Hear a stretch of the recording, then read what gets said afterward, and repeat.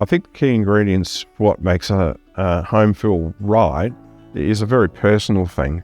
I don't necessarily subscribe to cliches like light and ventilation. They're important. Some would argue they're fundamental, but I prefer the more esoteric reasons, if you like, or the things you can't explain. It just feels right.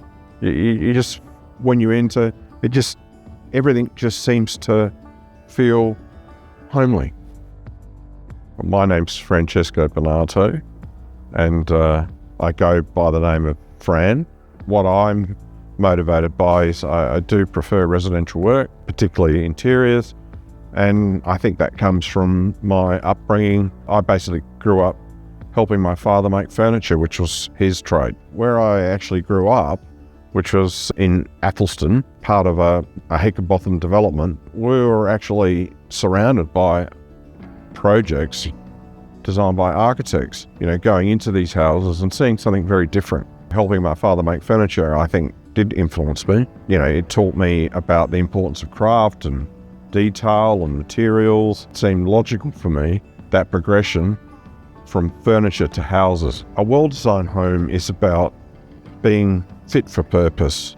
I probably have an aversion to big things. That goes back to making furniture, and I guess coming from Venice, housing was quite modest and not grand, and so it was more about fitness for purpose than grandeur. When designing, there are a few little things that I like to do. I think that I'm not so dogmatic that my plan suits all plans. I'm quite pragmatic. At the end of the day, if you're buying a home, it should be about you, not necessarily about the designer. But having said that, we also have to be conscious of the fact that once you start moving things around, they can have ramifications, and in one fell swoop, you can sort of almost undo all that hard work. It needs to be well considered if you start fiddling.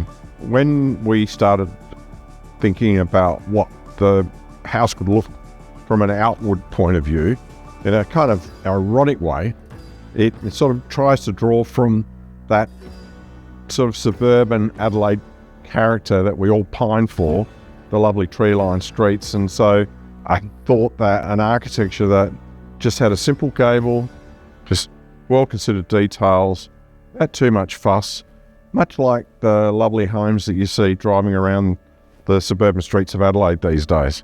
When we got to the interior scheme, I am a bit moody.